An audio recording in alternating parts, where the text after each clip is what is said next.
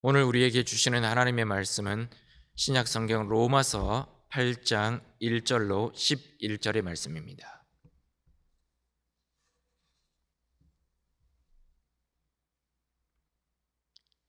제가 가지고 있는 신약 성경 249면 로마서 8장 1절에서 11절까지의 말씀입니다. 찾으셨으면 교독하시겠습니다. 제가 먼저 1절을 읽겠습니다. 그러므로 이제 그리스도 예수 안에 있는 자에게는 결코 정죄함이 없나니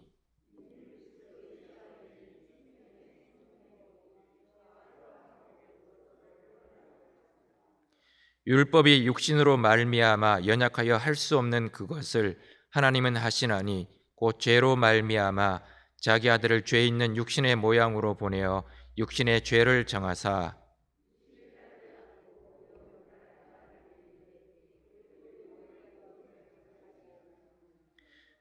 육신을 따르는 자는 육신의 일을 영을 따르는 자는 영의 일을 생각하나니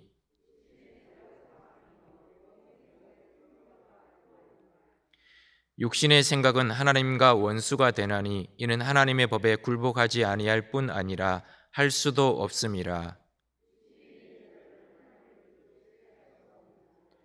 만일 너희 속에 하나님의 영이 거하시면 너희가 육신에 있지 아니하고 영에 있나니 누구든지 그리스도의 영이 없으면 그리스도의 사람이 아니라.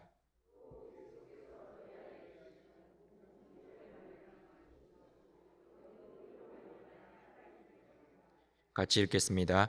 예수를 죽은 자 가운데서 살리신 이의 영이 너희 안에 거하시면 그리스도 예수를 죽은 자 가운데서 살리신 이가 너희 안에 거하시는 그의 영으로 말미암아 너희 죽을 몸도 살리시리라.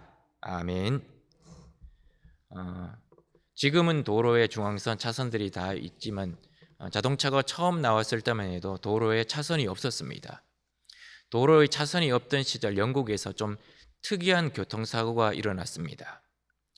자동차끼리 충돌을 했는데 자동차 사고가 일어났는데 자동차는 전혀 흠집도 없고 오로지 운전자들만 머리를 심하게 다쳐서 병원에 입원하게 되었습니다.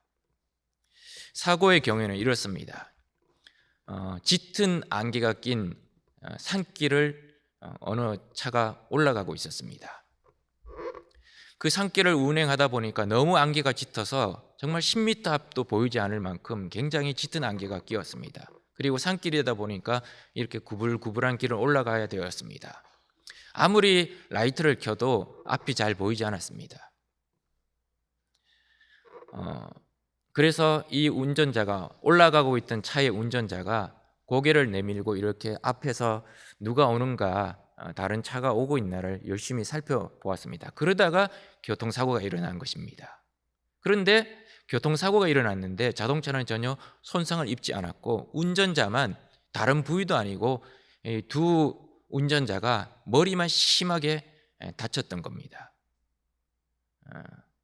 원인이 뭐냐면 올라가는 차의 운전자도 안개가 너무 짙게 끼어서 앞을 볼 수 없어서 유리창도 이렇게 막 뿌옇고 해서 창문을 열고 이렇게 고개를 이렇게 내밀고 운전을 했던 겁니다. 그런데 내려오는 차의 운전자도 동일하게 운전을 하기 위해서 앞이 잘 안 보이니까 동일하게 이렇게 고개를 차문 밖으로 내밀고 운전을 했던 겁니다. 그렇게 하다가 부딪혔습니다. 차끼리 부딪힌 것이 아니라 운전자 머리끼리 부딪혀서 사고가 일어난 겁니다. 도로에 차선이 없었을 때는 뭐 그 정도까지는 아니지만 하여튼 사고가 이런저런 사고들이 많이 일어났습니다. 그렇다면 도로의 중앙선과 차선은 언제 생겨났을까요? 처음부터 자연스럽게 생겨난 것은 아니었습니다. 미국 디트로이트에서 자동차가 대량 생산되면서 차선의 필요성이 대두가 되었습니다. 그래서 헨리 포드가 이사로 있던 미국 미시간주 웨인 카운티 트렌튼의 도로위원회에서 1911년 포장된 도로에는 중앙선을 그리자라고 결정을 했습니다. 그리고 이 위원회에서 그러면 중앙선을 어떻게 그릴 것인가 라고 고민을 한 끝에 흰색 실선으로 그리자라고 결정을 했습니다. 근데 왜 그렇게 되었냐면 이 위원회에 참석했던 이사 중에 한 사람이 우연히 차를 타고 어디를 가다가 앞 트럭에서 우유가 흘러내리고 그 우유 흘러내린 자국이 마치 실선인 것처럼 그려져 있는 모습을 보고 거기서 힌트를 얻어서 중앙선은 흰색 선으로 만들자라고 결정하게 되었던 겁니다. 그런데 흰색 선은 비가 오거나 밤이 되면 잘 보이지 않았습니다. 그래서 다른 주에서는 좀 더 잘 보이게 하기 위해서 노란색으로 도로선을 칠하자라고 결정을 하게 되었습니다. 그래서 흰색 선과 노란색 선이 혼용이 되다가 1971년 미국에서 통합교통관제 장치에 관한 매뉴얼이 발간되면서 미국의 모든 주는 중앙선은 노란색 선으로 그리고 차선은 흰색 선으로 칠할 것이 결정이 되었고 그렇게 공식화가 되었던 것입니다. 도로의 중앙선 그리고 차선, 이것은 운전자와 보행자를 보호하기 위해서 만든 제도입니다. 제도나 법과 규칙은 실상은 사람을 살리고 보호하기 위해서 만든 것입니다. 그런데 그 제도와 법은 살리고 보호하는 기능도 있지만 때로는 죽이는 기능도 있습니다. 살리고 보호하는 기능은 대체적으로 이런 것들입니다. 누군가를 보호하고 살리기 위해서 만든 법이죠.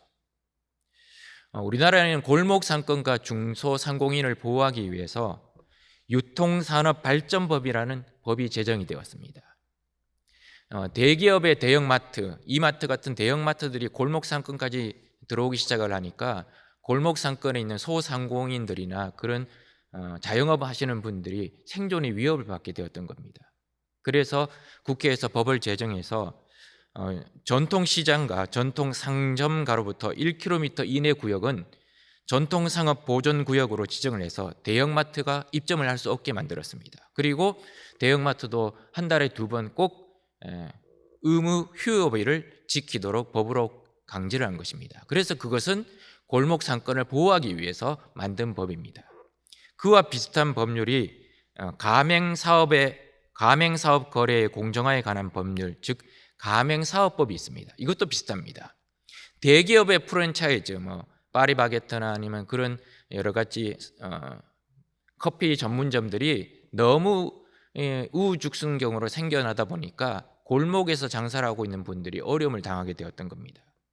그래서 골목 상권을 보호하기 위해서 같은 프랜차이즈 업종이라고 하면 반경 500m 이내에서는 입점을 할 수 없게 법으로 규정을 했습니다.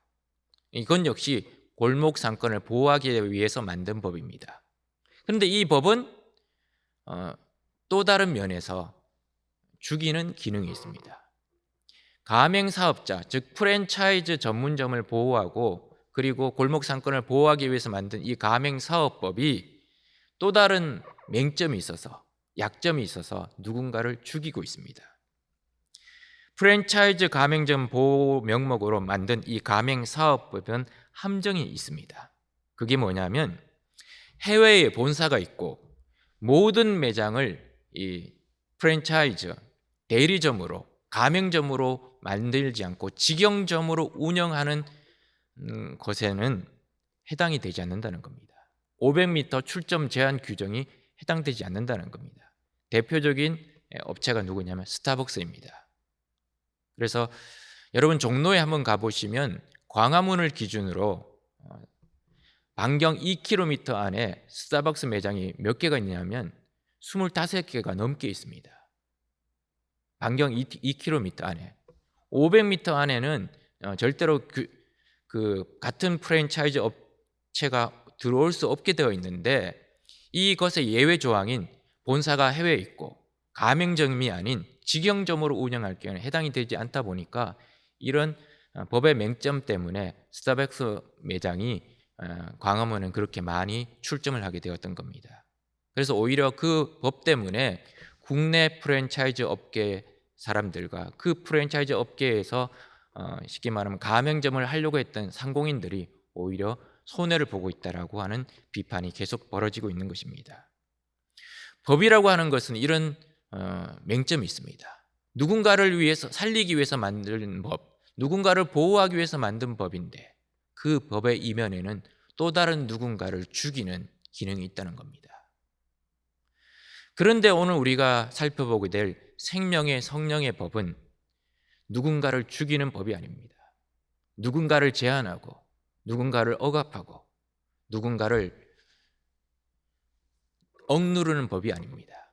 오히려 살리고 보호하는 법입니다. 오늘 1절 말씀에 그러므로라고 성경이 시작합니다. 이것은 바울이 지금까지 말한 모든 것을 이제 결론 짓겠다라는 의미를 담고 있습니다. 7장까지 바울은 예수 그리스도를 믿는 하나님의 백성, 하나님의 사람들이 정죄를 받지 않는다는 것에 대해서 쭉 설명을 했습니다. 믿음으로 말미암아 의롭다 하심을 얻게 되었습니다. 그리고 예수 그리스도로 말미암아 우리는 하나님과 화평을 누리게 되었습니다. 그래서 하나님과 화평을 누리게 되었기 때문에 우리는 정죄함을 당하지 않습니다. 심판을 당하지 않는다는 겁니다. 그래서 그 결론으로 누구든지 그리스도 예수 안에 있는 자에게는 결코 정죄함이 없다라고 바울은 단언해서 설명하고 있습니다. 그러나 우리가 이 세상에 사는 동안, 육신을 입고 사는 동안 우리는 계속해서 육신 안에 있는 죄의 법이 우리를 계속 끌어당기고 있습니다. 그런 실제적인 고민들이 우리에게 있다는 겁니다. 갈등이 있다는 겁니다. 그래서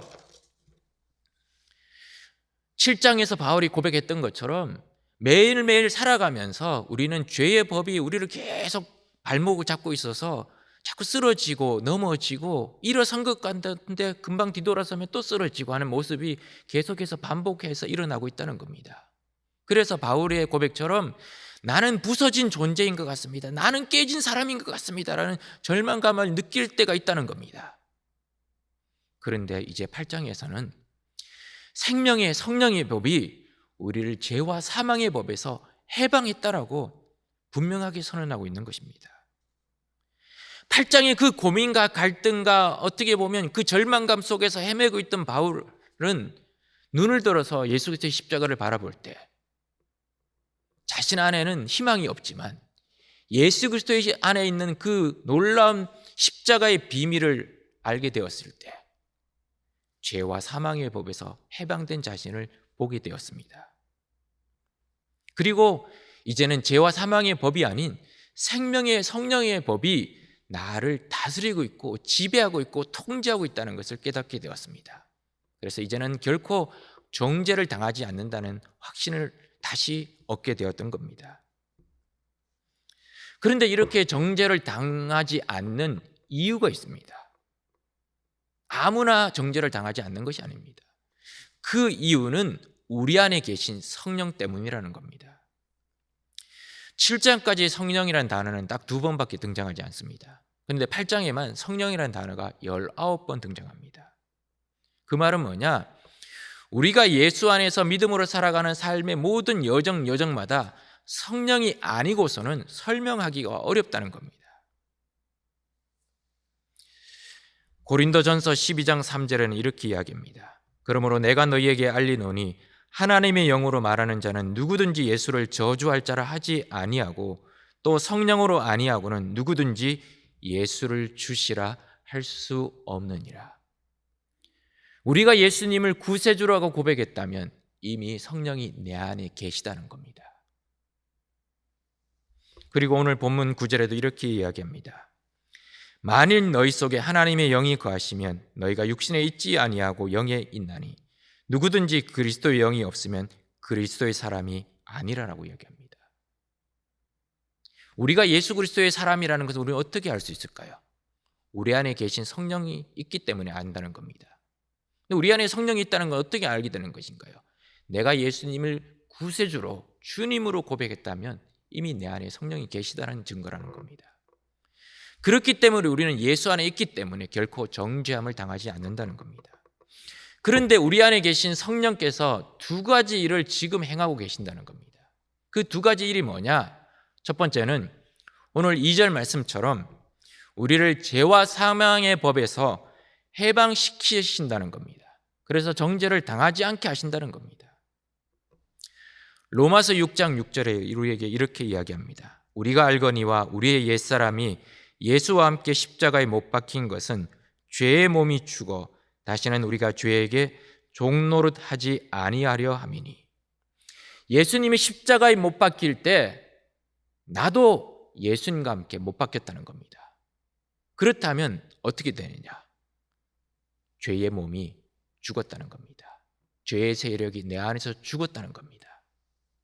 죄의 세력에서 벗어났다는 겁니다. 6장 6절을 근거해서 오늘 8장 2절을 통해서 분명하게 우리에게 선언하고 적용시켜 줍니다. 우리는 우리 안에서 일어난 일이 아니기 때문에 사실 받아들이기가 쉽지 않습니다. 내가 정말 죄로 인해서 죽었거나 내가 십자가에서 매달려서 피를 흘려서 죽어가면서 내가 죄를 용서받았다라고 선언을 받았다면 확실히 깨달을 수 있겠지만 성경이 그렇게 말하고 있지 않기 때문에 우리는 때때로 내가 정죄함을 당하지 않는다는 이 말이 피부로 와닿지 않을 때가 있다는 겁니다. 근데 성령께서 그것을 나에게 적용시켜 주신다는 겁니다. 이거 마치 이런 것입니다. 어떤 한 사람이 죄를 지어서 교도소에 들어갔습니다. 그래서 교도소 생활을 하고 있지만 재판을 받은 끝에 무죄가 선고가 되었습니다. 무죄가 선고가 되었다고 바로 풀려나는 것이 아닙니다. 그 무죄가 선고된 판결문을 가지고 교도소에 와서 교도소 소장이 그 판결문을 그에게 전해주고 그래서 절차에 따라서 이제 감옥에서 나올 수 있게 되는 것입니다. 예수 그리스도의 십자가와 부활은 마치 판결문과 같다는 겁니다. 판결문이 있다고 해서 모두에게 다 죄가의 세력으로부터 해방되는 것이 아닙니다. 그것을 나에게 적용시켜주고 그것을 나에게 실제적인 사건으로 임하게 하시는 것의 역할이 누구냐? 성령이라는 겁니다. 오늘 1절에서 정죄함을 당하지 않는다, 정죄함이 없다라고 이야기합니다. 이 정죄함이라는 단어는 카타크리마라는 단어를 씁니다. 이것은 심판이라는 의미가 있습니다. 그러니까 예수 안에 있는 사람과 예수 밖에 있는 사람의 차이점이 뭐냐? 가장 확실한 차이점은 딱 한 가지입니다. 카타크리마, 심판이 있느냐 심판이 없느냐, 그 차이밖에 없다는 겁니다. 아무리 그 사람이 도덕적으로 착하고 의롭게 살아도 예수 밖에 있는 사람에게는 심판, 정죄가 있습니다. 그러나 그가 아무리 부족하고 연약한다고 할지라도 예수 안에 있다고 하면 그는 심판, 정죄를 당하지 않는다는 겁니다. 성령께서 그것을 우리 안에 적용시켜 주신다는 겁니다. 그것을 깨닫게 해주신다는 겁니다. 그것을 확실하게 알게 해주신다는 겁니다. 외적인 사건이 아니라 내 안에서 일어나고 있는 현재적인 사건이 되게 하신다는 겁니다. 여러분, 성령은 어떤 분입니까? 성령은 하나님의 세 번째 영위입니다. 예수 그리스도의 영이십니다. 그리고 우리 안에 오셔서 예수님이 해놓으신 일을 우리에게 적용시켜주고 깨닫게 해주고 나의 것이 되게 인도하시는 분이신 겁니다. 생명의 성령의 법이라고 하니까 사실 우리에게는 와닿지 않는데, 이 말은 생명의 영이신 성령께서 통제하고 활동하는 세력이라고 볼 수 있습니다. 그리고 죄와 사망의 법은 사망 아래로 사로잡고 사망으로 나아가게 하는 죄의 세력이라고 말하는 것이 좀 더 정확할 수 있습니다. 그 말은 생명의 영이신 성령께서 활동하시고 통제하실 때에 우리 안에 있는 어둠으로 우리를 인도하고 있고 사망으로 사로잡고 있는 죄의 세력이 떠나가게 된다는 겁니다. 여러분, 지금 여기는 이제 조명에 비춰서 환해졌습니다. 여기에 어둠이 짙게 깔릴 때가 있습니다. 그런 그 어둠을 몰아내는 방법은 어떤 방법일까요? 그냥 스위치만 켜면 됩니다. 빛을 비추면 어둠은 물러가게 되어 있습니다. 생명의 빛이신 예수 그리스도를 비춰주는 성령이 우리 안에 임재하시고 역사하시면 어둠은, 죄는, 사망은 물러가게 되어 있다는 겁니다. 그것이 오늘 1절, 2절을 통해서 우리에게 분명하게 하나님이 선언하고 계시는 내용이라는 겁니다. 두 번째는, 성령께서 우리 안에 행하시는 일의 두 번째는 하나님이 원하시는 거룩한 삶을 살 수 있게 해 주신다는 겁니다. 우리를 해방시켜 주시는 하나님의 영은 우리 안에 살고 계십니다. 그래서 오늘 4절 말씀처럼 우리로 하여금 영을 쫓아 살도록 인도하신다는 겁니다. 4절 말씀에 보면 육신을 따르지 않고 그 영을 따라 행하는 우리에게 율법의 요구가 이루어지게 하려 하심이니라 라고 성경이 말합니다. 예수님이 십자가에 지신 목적은 우리를 구원하시기 위함입니다. 우리를 하나님의 백성 삼으시기 위함입니다. 그런데 한 가지 더 이유가 있습니다. 우리로 하여금 율법이 요구하는 거룩한 삶을 살도록 하기 위해서 예수님이 십자가를 지셨다는 것입니다. 여러분, 율법은 본래부터 연약한 것이 아니었습니다. 율법은 하나님의 뜻에서 나온 것입니다.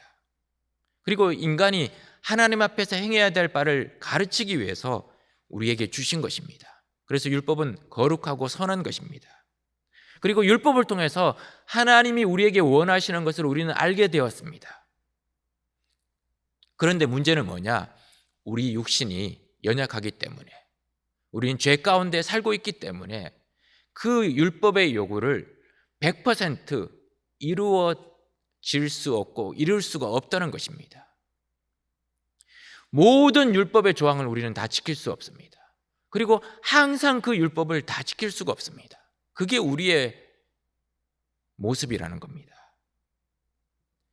율법의 요구를 이룰 수 없다는 것이 불가능하다는 것을 우리는 깨닫게 됩니다. 그래서 율법의 요구를 성취할 수 없는 우리는 율법을 통해서 절망을 경험하게 됩니다. 그리고 그 율법 때문에 우리는 오히려 더 죄 가운데로 점점 넘어지고 깨어지고 살아가게 된다는 겁니다. 그래서 결국 우리 안에 사망이 왕노릇하게 된다는 겁니다. 그런데 성령께서 우리를 죄와 그 사망의 법에서 완전히 해방시켜 주셨습니다. 그것뿐만이 아니라 성령께서는 우리로 하여금 하나님이 율법이 요구하는 그 거룩한 삶을 살 수 있도록 우리를 인도하고 계신다는 겁니다. 지금 베트남에는 박항서 감독이 굉장히 국민들의 영웅으로 추앙을 받고 있습니다. 축구 국가대표팀이 그렇게 축구 실력이 뛰어나지 않아서 늘 대회에 나가면 성적이 너무나 저조했고 그것이 국민들의 마음에 어떻게 보면 기쁨이 되지 못했습니다. 그런데 작년부터 이 베트남 국가대표들이 스즈키컵이라든지 이런 대회에 나가서 우승을 차지하고 좋은 성적을 거두고 하니까 베트남 국민들이 마치 우리나라가 2002년 월드컵 때 히든키를 영웅으로 막 추앙했던 것처럼 박항서 감독을 그렇게 추앙하고 있다고 합니다. 할 수 있다는 자신감을 심어 주었습니다. 잘할 수 있도록 용기를 북돋아 주었습니다. 그동안 베트남 축구 국가대표들이 축구 규칙을 몰라서 경기를 잘 하지 못했을까요? 승리를 거두지 못했을까요? 그건 아닐 겁니다. 패스를 잘해야 한다. 수비가 뚫리면 안 된다. 이런 규칙을 몰라서 그동안 못한 것이 아닙니다. 규칙은 알아도 잘할 수 있는 능력이 그들에게 없었기 때문에, 어쩌면 그런 것이 없었기 때문에 그동안 축구 경기에서 좋은 성적을 거두지 못한 것입니다. 저도 축구 경기 감독이 되면 제가 이기게 할 수 있습니다. 쉬운 방법이 있습니다. 골키퍼는 골문을 지키고 무조건 골을 막으면 됩니다. 그리고 공격수는 수비수가 패스한 공을 잘 다루어서 상대편 골문에 넣으면 됩니다. 그런데 이런 규칙만 안다고 해서 감독을 잘할 수 있을까요? 그렇지 않습니다. 규칙을 안다고 해서 축구를 잘하는 것이 아닙니다. 법을 잘한다고 해서 축구에서 뛰어난 것이 아닙니다. 규칙을 아는 것 이상 그 무언가가 필요하다는 겁니다. 그리고 박항서 감독은 그 무언가를 선수들에게 심어주었던 겁니다. 유능한 감독일수록 그 무엇, 규칙 이상의 그 무엇을 그들에게 심어주었고 그들은 그것 때문에 열심으로 축구를 하고 경기에서 승리할 수 있었던 것입니다. 신앙생활도 마찬가지입니다. 우리가 법을 몰라서, 신앙의 규칙을 몰라서 경건하지 않은 것이 아닙니다. 규칙이나 법을 잘 알고 있습니다. 그런데 행할 힘이 없다는 겁니다. 다 아는데, 말씀대로 살아야 된다는 걸 아는데도, 내 이웃을 내 몸과 같이 여기고 사랑해야 되는 걸 아는데도 행할 능력이 없다는 겁니다. 의지가 없다는 겁니다. 실천할 수 하고 싶은데 자꾸 안 돼서 걸려 넘어진다는 겁니다. 그게 우리의 모습이라는 겁니다. 그럴 때 성령께서, 생명의 성령이 우리에게 행할 힘을 주신다는 겁니다. 기도해야지 하는 말 알고 있습니다. 하나님의 사람으로서 기도해야 된다는 걸 누구나 다 알고 있습니다. 근데 실제적으로 기도가 잘 안 됩니다. 기도하려고 무릎 꿇으면 몇 번을 하지 못합니다. 그리고 기도해야지 하면서도 살아가다 보면 이것저것 신경 쓰는 일이 많다가 그냥 하루해가 지나가고 잠자리에 들 시간이 돌아옵니다. 그러다 후회를 합니다. 그럴 때 성령께서, 우리 안에 역사하고 계시는 성령께서 우리에게 기도할 힘을 주신다는 겁니다. 실제적으로 엎드리게 우리를 인도하신다는 겁니다. 하나님 앞에서 기도할 수 있도록 우리에게 의지를 북돋아 주신다는 겁니다. 그것이 성령께서 우리 안에 역사하고 계시는 두 번째 일이라는 겁니다. 그런데 오늘 본문을 통해서 바울은 육신을 쫓는 자와 성령을 쫓는 자를 대조하고 있습니다. 모든 사고방식이 이 두 가지 범주에 들어있다고 바울은 설명합니다. 먼저 육신을 쫓는 사람을 이야기합니다. 잠언 23장 7절에 보면 이렇게 말합니다. 대저 그 마음의 생각이 어떠하면 그 위인도 그러한즉이라고 합니다. 육신을 따라가는 사람은 6절 말씀에 있는 것처럼 의식적이든 무의식적이든 삶이 죽음의 방향으로 향해 있다는 겁니다. 그리고 7절에 있는 말씀처럼 하나님을 향해서 적대감을 표시하고 있고 반역을 하고 있다는 겁니다. 그래서 8절에 있는 것처럼 하나님을 기쁘시게 하지 않을 행동이나 태도를 나타낸다는 겁니다. 육신을 따라가게 되면 그렇게 되어 간다는 겁니다. 그래서 에베소서 2장 3절에 전에는 우리도 다 그 가운데서 우리 육체의 욕심을 따라 지내며 육체와 마음에 원하는 것을 하여 다른 이들과 같이 본질상 진노의 자녀이었더니, 예수 그리스도와 연합하지 않은 사람, 즉 예수 그리스도 밖에 있는 사람은 죄된 본성, 즉 육체의 욕심을 따라, 육신의 욕 의도를 따라서 살아가게 된다는 겁니다. 그러면 그것에 지배를 받게 된다는 겁니다. 그러면 자연히 하나님이 기뻐하지 않을 행동을 하게 됩니다. 그래서 결과적으로 하나님과 원수가 될 수밖에 없다는 겁니다. 매사가 자기 중심이 되고 세상 지향적인 것이 되고 땅의 것만 생각하다 보니까 결국 하나님으로부터 멀어지고 하나님과 원수가 된다는 겁니다. 교회를 다니면서도 영적으로 성령의 인도를 받지 못하거나 은혜 받지 못하고 살아가면 이처럼 육신의 습성, 본성을 따라 살 수밖에 없다는 것입니다. 그런데 두 번째, 영을 쫓는 사람은 전혀 다른 모습입니다. 성령은 우리 안에서 사고의 혁명을 일으키십니다. 그 혁명이 어떤 것이냐? 7절, 8절 말씀을 전혀 반대로 한번 여러분 대입해 보십시오. 7절, 8절의 말씀은 육신의 생각은 하나님과 원수가 되나니라고 있습니다. 근데 여기에 육신의 반대로 성령을 한번 넣어 보십시오. 성령의 생각은 하나님과 원수가 되는 것이 아니라 성령의 생각은 하나님의 생각과 일치가 되나니,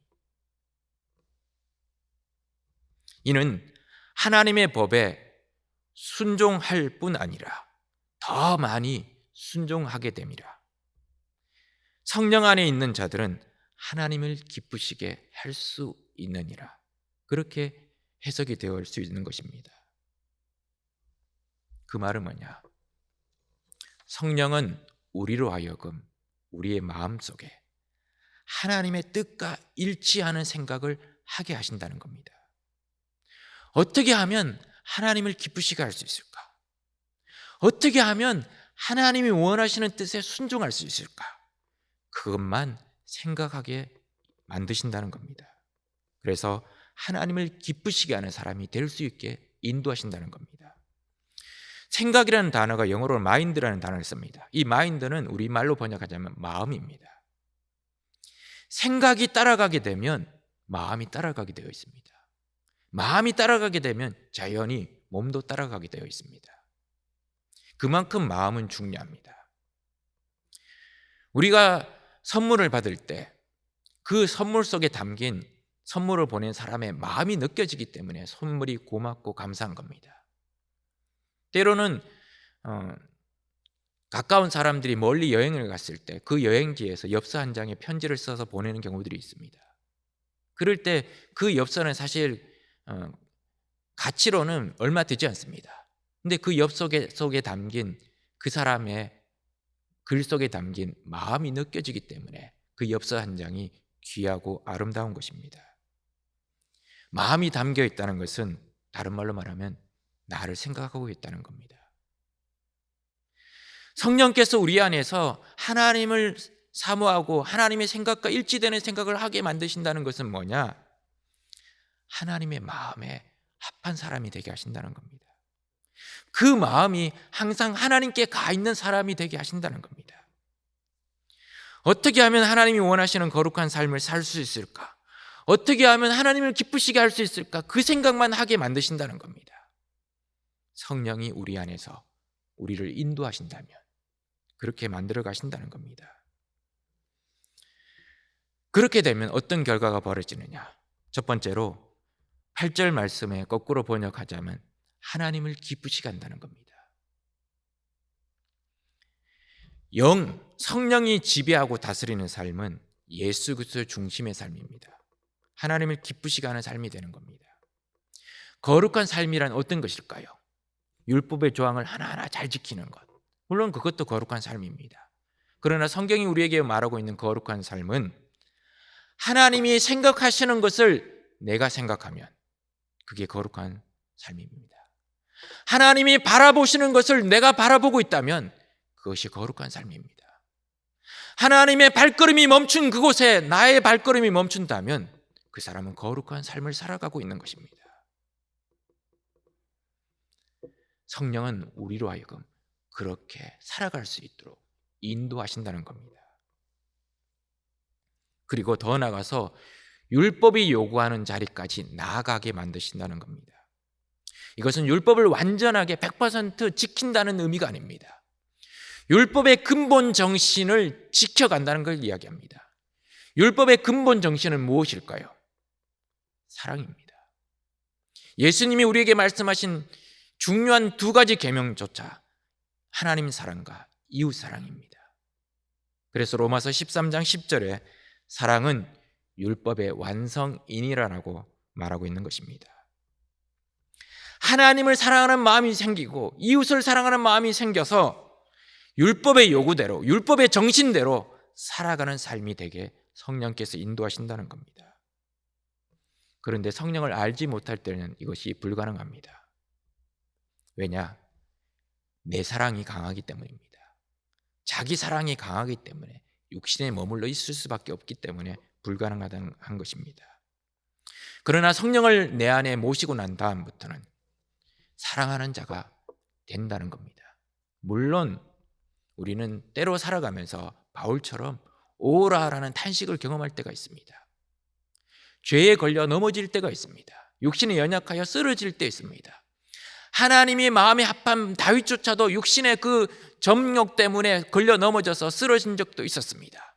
그러나 성령의 인도함을 받는다면 다시 일어서게 된다는 겁니다. 오뚜기처럼 다시 일어설 수 있다는 것입니다. 그래서 하나님을 기쁘시게 하는 삶을 살아갈 수 있게 된다는 겁니다. 성령의 인도를 따라 살게 되면 두 번째, 그 결과는 우리에게 복이 따라온다는 겁니다. 오늘 6절 말씀에 성경은 이렇게 이야기합니다. 영의 생각은 생명과 평안이니라. 성령을 쫓아서 살면 평안이 우리에게 따라오게 된다는 겁니다. 여러분, 다른 데서 평안을 찾지 마십시오. 그 평안은 잠시 잠깐 말초적인 평안일 뿐입니다. 그러나 성령을 따라 살게 되면 우리 안에 이루 말할 수 없는 하나님의 평강이 우리를 지배하게 될 것이라는 겁니다. 마음의 평안은 얼마만큼 성령을 따라 사느냐에 달려 있는 것입니다. 하나님의 자녀는 다른 데서 마음의 평안을 찾아서는 안 됩니다. 교회를 다닌다고 하면서도 여전히 마음의 평안을 잃어버린 이유가 뭘까요? 성령의 생각을 따르지 않기 때문입니다. 주일날 하나님 앞에 나와서 예배를 드려야 되는데 예배 자리를 지키지 않고 다른 일에 바빠서 다른 걸 하다 보면 마음속에 불안함이 듭니다. 왠지 뭔가 큰 죄를 지은 듯한 느낌이 듭니다. 주일날 하나님 앞에 나와 예배 드릴 때야 비로소 마음의 평안함을 회복할 수 있습니다. 그건 성령이 우리 안에서 우리를 인도하고 있다는 증거인 것입니다. 규칙이라는 것, 법이라는 것은 사실 어기고 싶어지는 것이 사람의 마음입니다. 얼마 전 도심지 안에서의 그 규정 속도가 많이 하향이 되었습니다. 도심지 안에서의 규정 속도는 제한 속도는 50km, 그다음에 스쿨존을 지날 때는 30km로 제한이 되었습니다. 평상시는 잘 모르는데 꼭 새벽 예배를 오려고 하면 저희 집에서 교회를 오다 보면 스쿨존을 지나오게 되어 있습니다. 그런데 30km로 줄여서 달릴 때 되면 어떤 마음이 드냐면 아무도 안 보는데 조금 속도를 높여도 되지 않을까, 빨리 새벽 예배 가야 되는데, 그 마음이 들 때가 있습니다. 저만 그런 것일까요? 우리의 습성 속에는 규칙이 정해지고 법이 정해지면 어기고 싶어집니다. 출입 금지라고 하면 실제적으로 행동은 하진 않지만 들어가고 싶어집니다. 그게 우리의 죄성이라는 겁니다. 몰라서 못 지키는 것이 아닙니다. 아는데도 지킬 의지가 부족하고 지킬 힘이 없기 때문에 쓰러지고 넘어지는 것입니다. 그러나 기쁜 소식이 있습니다. 성령께서 계십니다. 생명의 성령이 우리 안에서 역사하고 계십니다.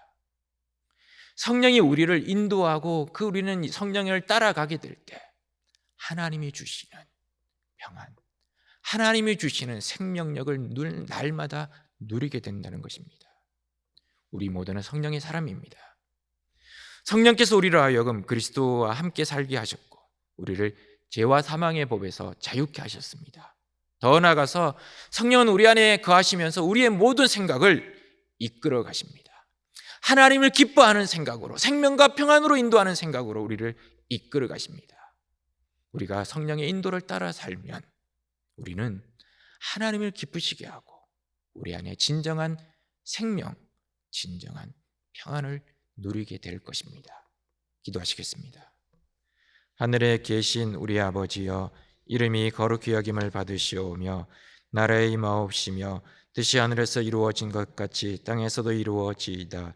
오늘날 우리에게 일용할 양식을 주옵시고 우리가 우리에게 죄 지은 자를 사하여 준 것 같이 우리 죄를 사하여 주옵시고 우리를 시험에 들게 하지 마옵시고 다만 악에서 구하옵소서. 대개 나라와 근세와 영광이 아버지께 영원히 있사옵나이다. 아멘.